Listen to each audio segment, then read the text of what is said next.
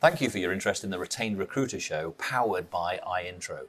Before the show starts, I have a small favour to ask of you. Our goal is to provide you with the most insightful, helpful and practical recruitment knowledge and know-how from the best in the recruitment industry. If you like this channel and enjoy watching our content, hit the subscribe button to get notified as soon as we upload a new episode. Thank you again, and as ever, we're rooting for your success. Now, time for the show.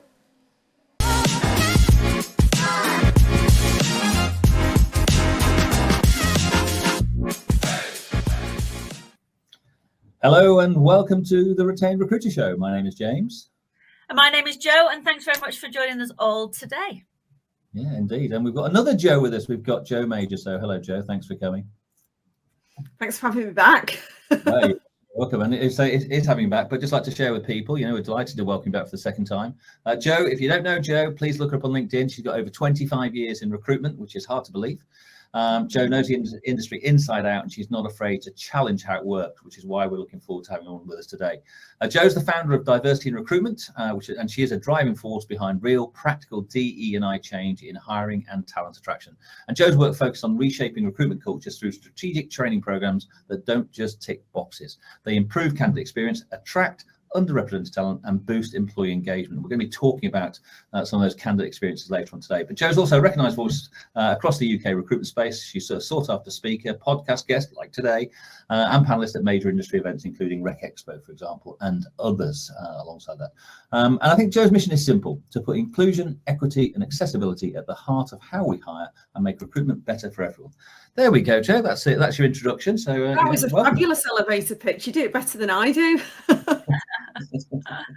No problem, I'm available. So Jo, what are we going to be talking about today? Jo Gregory, what are we going to be talking about today?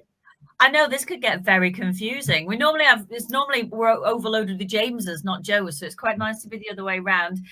So today we're going to be talking to Jo, this Jo down here, about 2025 and why it's been the year that candidates have stopped trusting recruiters, which is a big headline, but it's a big topic, and it's definitely something that needs talking about. So we're going to be focusing on why candidate trust has collapsed, how hiring process has become colder and more confusing, what recruiters and hiring managers can actually do to fix the whole of the candidate experience. So, I mean, how we're going to combat this in 30 minutes, I don't know, but I'm really interested. I'm looking forward to talking to you about this today, Jo.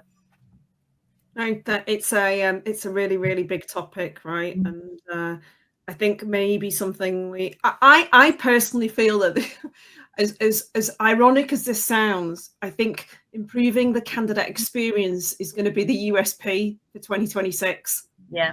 Like anybody who's investing energy and resources and training into this is going to put them in ahead of the game. And it actually makes me feel a bit sick to think that how the heck has it got so bad that if we do it well, it becomes a USP? Because when I started in recruitment back in the day, the candidate experience was everything. It's the thing that we centered. All the recruitment businesses that I've ever worked for and all the TA teams that I've ever worked with, that has been front and center. Yeah. So Jo, if we look at it, because obviously, and people should subscribe to your newsletter, which is amazing, by the way. But what was the moment this year when you thought, something is properly broken in the candidate experience? Because I say where it used to be and where it is today. What was the moment that, or what was the point that said? I think it's been a collection of moments. A lot of it has been through conversations with human beings. I guess because of my age, I'm at a stage where I'm surrounded by people who I see to be at the top of their game. Whether that be friends, associates, contacts, other people in recruitment.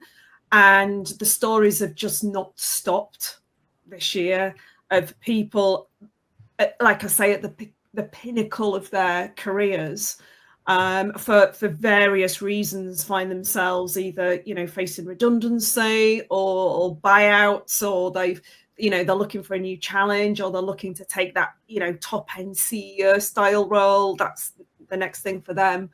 And just because of what I do, people naturally open up and have conversations about their lived experience, and I'm just in shock at some of the talent that's out there that have almost given up.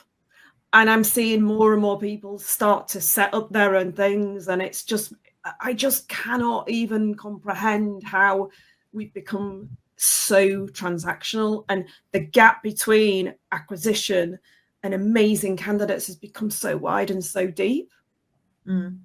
Yeah, absolutely. And I think there's probably, and we're going to cover this in a bit more detail today, there's probably a number of factors that are creating this kind of the candidate experience collapse, which is, you know, how you've phrased it, which I think is absolutely on the money.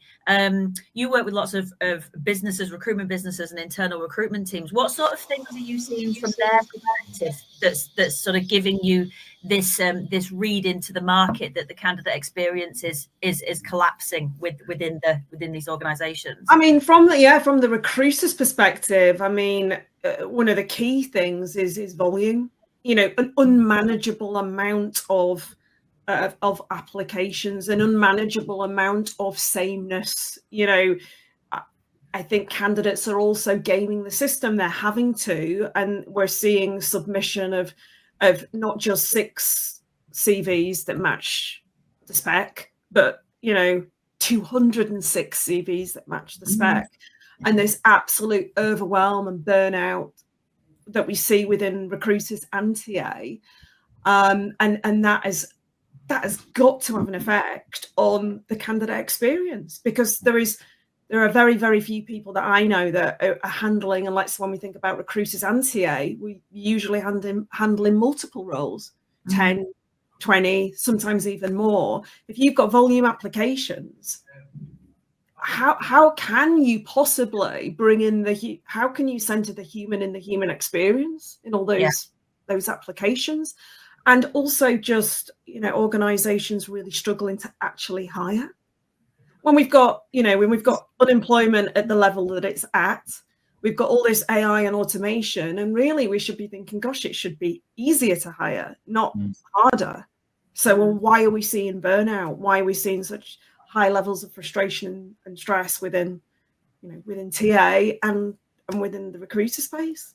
One of the things that we'll touch on there, you just said something which maybe when you said, you know, it's not 5 or 6 perfectly matched CVs that recruiters and TAs are getting, it's 66 or whatever the numbers were you mentioned. It's interesting because obviously it's almost like the gamification of candidates who are now getting their CVs written by AI to match the spec. So all of a sudden every CV is amazing now, and you know, this overwhelming number of perfect matches is probably part of it. I'm not trying to create an excuse here, but it's probably part of the reason why the candidate experience is not as good as it could be, because you're overwhelmed in terms of the volume. And so I think it's looking at some of that. And you like data, I know that, Joe, because you reference some of this. And I say people should go and have a subscribe to your newsletter, but in one of your recent newsletters you had a lot of data in there, and I know you like data. So is there any stats that really sort of grabbed you? I mean, that's just 6 to 60 isn't really a stat, but any other stats you I knew you were going to ask that, and I've not even got the stats in front of me. What a worry. How annoying. I think everything was over. Everything I said felt like it was over 60%, right? That's the kind of, you know, just in terms of this piece around deselection. I talk about this all the time. I mean, I'm the person who tries to find the solutions to candidate deselection points. And when I talk about that, it's when we look at a job that we know and we feel is right for us, and there are multiple things in that process or in that advert or in that job description or in that research that we do that contribute to us making the decision to take ourselves out. And I think, and there was some data around there where people just don't even bother. And interestingly, the amount of people who stay put, because even, I mean, I've started, I mean, I can't talk about this stuff without going through it myself. So this past month, I've been looking at jobs from the comfort of my office with a cup of tea, right? Not the added anxiety of being out of work or being made redundant or in a toxic job where I'm, you know, it's affecting my mental health, but just as me being a researcher.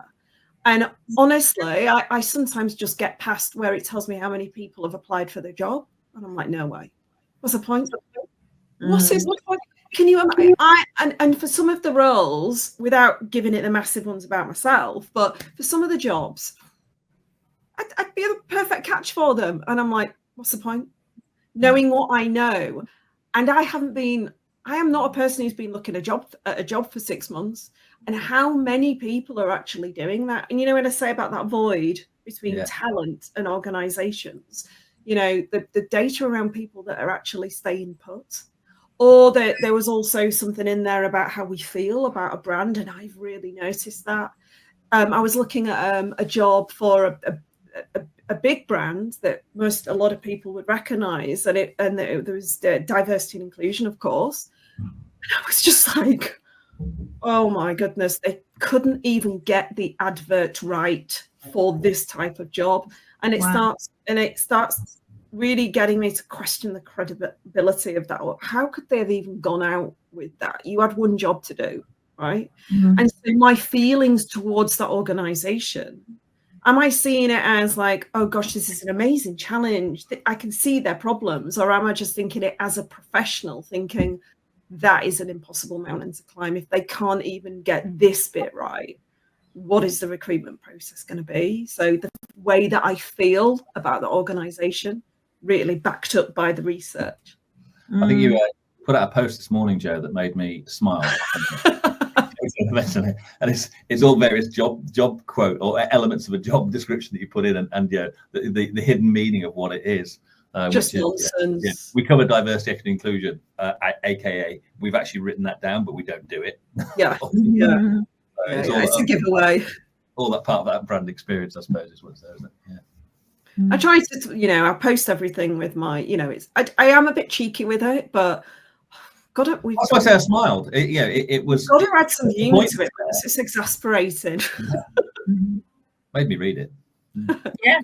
I have a question for you. So I've always found that the candidate journey, so from identifying an opportunity via an advert, for example, to that application process, to then actually knowing whether you're going to speak to somebody or not, and sometimes not speaking to someone. It's a really, really faceless, soulless process. Yeah. What were your sort of experiences of that when you were going through the process of applying for various jobs? What other sort of things did you spot that were sort of shocking to you from a candidate's perspective? Yeah, that's a really good question, isn't it? And I guess there's always been a lack of personality when you draw and a lack of human touch when you apply direct. That's why I've always used agencies, because in the past, recruiters have been able to bring the job to life, and they've been able to guarantee an amazing candidate journey.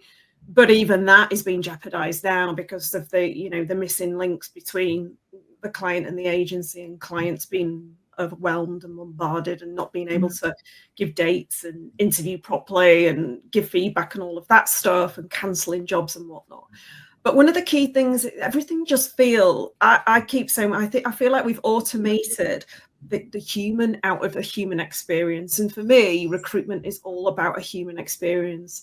And if you don't make me feel anything when I read your job advert, and I'm all about, of course, I don't just want a salary. And all the research tells us that we're not just showing up for a salary. In fact, it's probably like number 3 further down the line.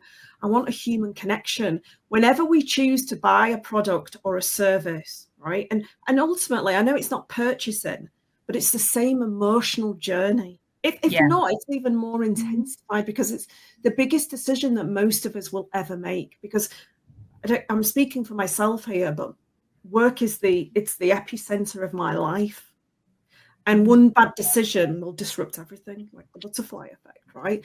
And so the least I expect when I read a job advert is a human connection, to not feel like it's been written by AI with a few tokenistic quotes about their commitment to inclusion and whatnot. There's no explanation, and it's all a we need this, we need this, we need this, we need this, and a long list of things do. They haven't even got the decency to talk to me about the benefits and the employee experience, let alone the salary. And I'm like, but what's in it for me? you're already making me feel like I'm being plugged into your process to do something for you. But this is a two-way transaction. This is the biggest decision that I could ever make.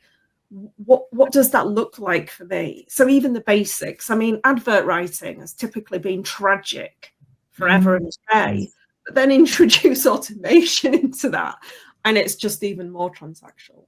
And so yeah, that's the first thing, isn't it, that makes you feel something, and this list of demands, and it's just deselection.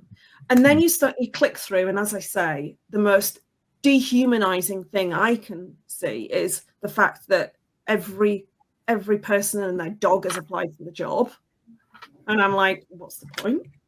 And then I start to then go through whatever ATS or portal is, and I might see the job description, and the job description is literally a list of things that I would be doing for my entire life, even though I'm only going to be in the job for 2 or 3 years, right? Realistically, if we look at the data. Yeah. And there's nothing that makes me feel connected to that organization. There's no heart and soul in it. You know, the job descriptions are usually massively out of date. We're asking people for 10 years experience on a product that's only been available for 5 minutes.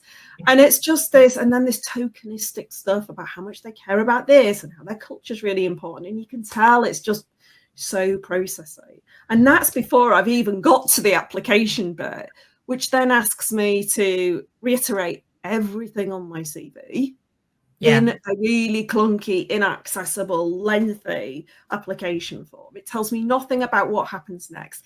And and the real gift is when they start asking me about my disability, my sexuality, my gender expression, what school I went to, all of this stuff. And they're like, with no explanation. Put your name in there, put all your details and upload your CV, and then tell me your sexual orientation or whether or not you've got a disability, and all these things that are that people have that mean that they can be discriminated against, all on one form. That is a hard no from me. So what do I do? You know, there's no explanation, no message, nobody telling me how that is going to benefit me, what that means to me if I disclose that information, or the basic reasons why. So then I'm gone. But if I did press through, I then get through to, you know, I then might have to, you know, it disappears, it goes, right? And then I'm like, well, and this is what I'm hearing from other people, because don't forget, I'm not actually pressing send. because I, you know, I probably wouldn't get shortlisted anyway. But what I'm hearing them from people is, you know, I spoke to my pal who's a chief people officer. I mean, this person is the top of the game, FTSE 100, chief people officer, incredible, slightly disruptive, but we love a bit of spice, right? And automated rejection. And it's like bang on 12 hours from the time that they hit the apply button, so they know it's automated, and no explanation. And I mean, that is just me summarizing, but it just get, and then, you know, don't forget that I'll go and have a look at their career page and what they do, and there's just nothing there that's sexy or interesting, nothing that connects me, and it's just all a little bit process driven, and it's all one-sided. And like I say, you know what I would love at least somebody to reach out to me and have a pre-screen call, and, you know, before they reject me. Yeah. Well, Joe, as you experience this there, because obviously what we'll do is, there's a couple of angles that you said there, which just really show me what we can do as recruiters to take these experiences, partially anecdotal, but the reality is they all do exist, and use that as a competitive edge when we're pitching for work.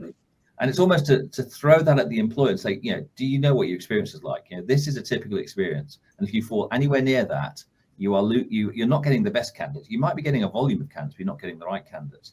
And one of the things we do, and again, something else you said earlier, is, you know, it's so transactional. And what we've got to do is in recruitment is move it towards the consultative, so that we as recruiters actually feel, you know, we enjoy our jobs. We don't go to work just for the money. Yeah, we're going there to have some enjoyment, and to bring enjoyment into your jobs. If you've got a consultative approach, you can consult with your clients, share with them best practice. practice, the best experiences. Yeah. So candidates feel that way. And what we do at our intro and through the Retained Recruiter Academy with Joe is we help train people on how you transition from being transactional to consultative. And it's all about sharing with people, emotionally moving them so they realize this is where you're at. And if you're just going to keep on going down that hamster wheel. You might be filling jobs, but you keep on replacing them. If you do this, we will pick up and improve your candidate experience for you, because we will do that work. We will make sure that when we engage with them, we have an attraction policy which tells them about the role, what they're doing.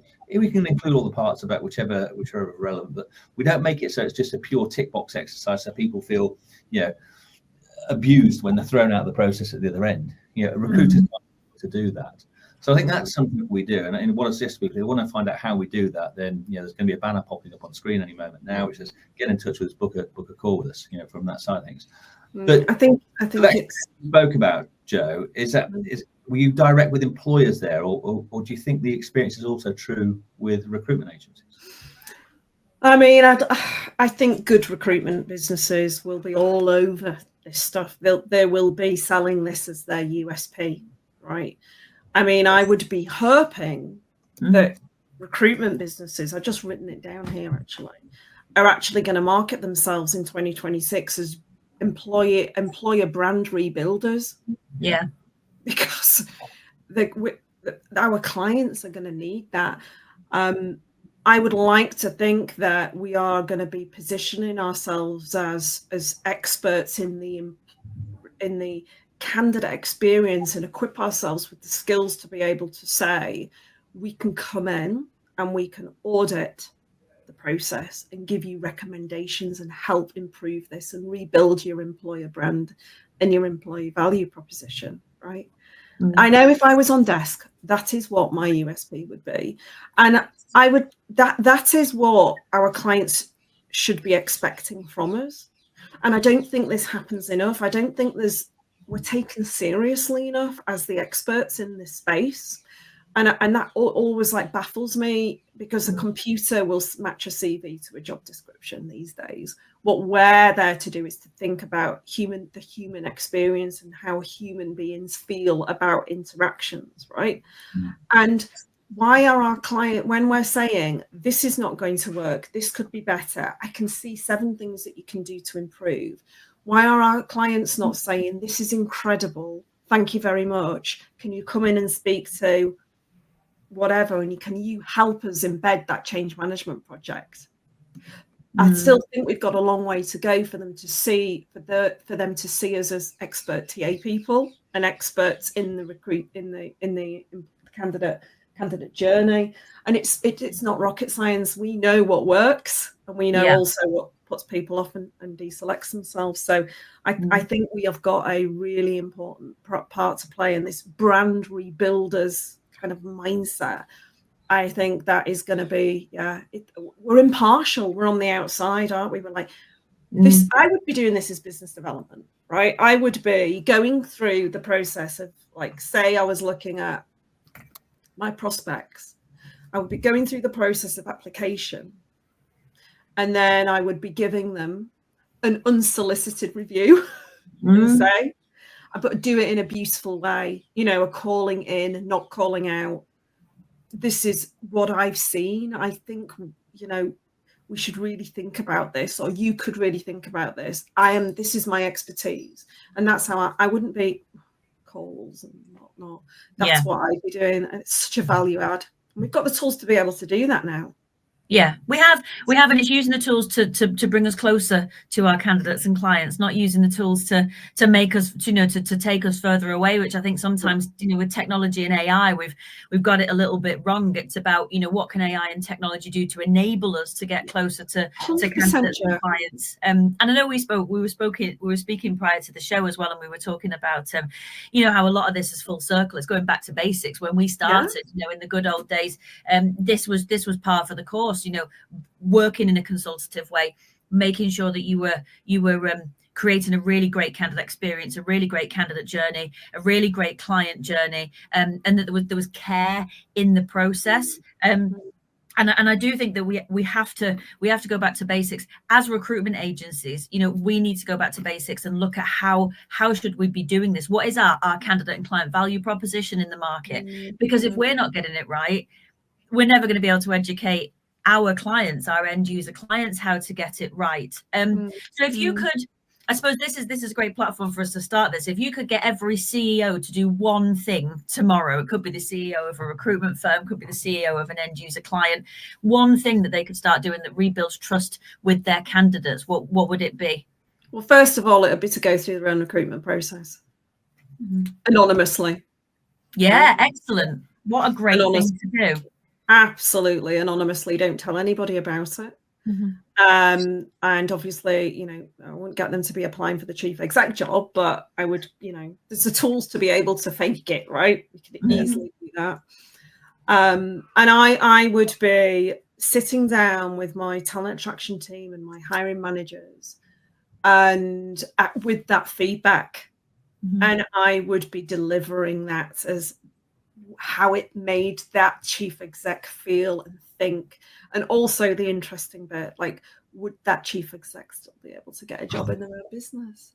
Yes. Right? Would they want one? Would they want one? Yeah, exactly. They want one, because this is the only thing that connects us back into understanding change is needed, is when we've gone through it ourselves. Because otherwise we just coast on. We've got, you know, our blind spots prevent us from seeing the real challenges. And sometimes it's not enough for people to say, you know, this is broken, this is raw, this doesn't feel right, this needs, it's like actually go through it. Or even better, get one of their kids to go through it, because they've got an emotional connection to that young person, right?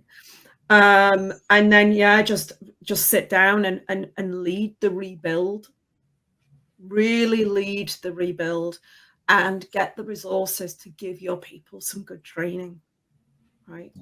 And also, I don't think we seek feedback enough. Absolutely. I think we are too busy protecting ourselves from bad reviews on Glassdoor. We've got energy for that stuff, right? But why so? And when do we actually give candidates feedback? And that feedback for me wouldn't be going to a TA advisor. That would be going directly to the chief executive of that organization. So that chief exec can get feedback from the external people that are external to their business and know exactly what people think of that business. And this is not people who've got the job. This is everybody. And I'd develop a really, really solid survey with a message from the leader of that business telling you as a candidate why that's important, why I need to hear this from you and what's going to happen to it, and obviously the confidentiality and whatnot. And that's what I'll be doing. Yeah. Well, that's great. And I think there's some practical advice pieces in there that you share with people, Joe. And I know one of the things that you're offering, and people can sort of pick this up by getting in touch with you either via email or on LinkedIn, but you're offering a candidate care health check. Do you want to explain what that is briefly, and then just let people know how to get it? Yeah, so I put that newsletter out last week, and with everything, I don't just want to kind of like ruffle feathers and talk about something. I always want to offer a practical solution. So I thought, why don't I, because I speak to prospect clients all the time, right? And I thought, why don't I actually offer like a candidate journey, candidate care, like a light audit where somebody books in with me. Before that conversation, I've had a look at a job. I maybe have gone initially down the route of applying for the job. I look at how their career page makes me feel, how that advertisement has been written, what the messaging is throughout that, and how I've responded to it, and then go through a series of questions about the actual internal recruitment process that I might not be able to see, and then from that give them a summary of that conversation. And I don't like the word report, but almost like a light report on these are the things that I've identified that could get some quick wins from. And then these are kind of the longer term things that you might want to think about, or hopefully go, it is amazing. It's the best I've seen. Please get talking about this. Please make this part of your conversation, because you need to make more noise about how brilliant your process is. So it's not all going to be, you know, we could do better. It's like, this is brilliant and this is showcase stuff, and you need to be out inspiring your competitors. Well, maybe not, but but inspiring others in your space to talk about what you've improved, why you did it, and the impact that it had. Yeah. And Joe, this is just as practical for recruiters as well as employers, isn't it? We're focused on recruiters here. Yeah. This is for, yeah. I mean, look, all recruitment businesses employ staff. Absolutely. And you know, before we start advising our clients on what great candidate journeys look like, why don't we actually look at ours? And then we talk about the journey that we've been on and our expertise based on our own lived experience, and then it gives us more credibility. Yeah. I mean, how often do we as business owners and managers and direct line managers ask our team about their experience of coming into our business, you know, because that's lived experience sat right there in your office that we're probably not tapping into either. What can we do better? You've just joined us. You know, how many times I've worked for a couple of businesses where I've got I've had the chance to speak to the chief exec as part of the induction. I love that touch. And I can remember one in particular who actually really cared about how I'd felt going through the process and what made me get the job. What a gorgeous conversation to have with another human being, right? At the beginning. And that was, I mean, that was an organization that was particularly brilliant at the candidate experience and had an amazing culture. But yeah, like the people, what could we have done better? I mean, there might be a bit of psychological safety you might have to build first with a new employee, but like, look, this is the only way that we can improve. You need to be really honest with me. What could we have done better?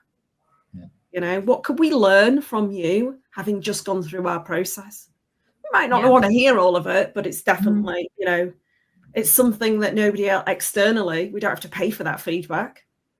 Well, you know, we always talk about exit interviews. Well, what about basically what you're saying? This is an entrance interview. How was your entrance? Yeah, don't get me started on exit interviews, crikey. That's an entirely different show. Yeah. Listen, Joe, we've run out of time because we've just been talking about really important things in the candidate journey and why 2025 year may have been the year that, you know, candidates have lost a little bit of trust in us. But I think there's lots we can do to bring it back. And I think what you said there towards the end was, it's not just about saying, hey, this is the challenge. You're actually talking about, hey, here's the solution. So it could start with an audit with you. It could start with sort of speaking to us. So I just recommend everyone do that. But do appreciate you giving up your time to share with us today all your insights. Always a pleasure. Yeah, I do recommend people sort of sign up for your newsletter and your post on LinkedIn and connect with you on that. Yeah, I'll put a link to the meeting link in the show notes. Brilliant. Thank you so much for being interested in me as always. I really appreciate it, and I love the fact that you're not scared to have like difficult conversations. No problem. It's great to see you. So we'll look forward to seeing you again. But it's goodbye from me. It's goodbye from me and. Goodbye from me. That one's disappeared in the thing. Bye, everybody. Bye. Bye-bye.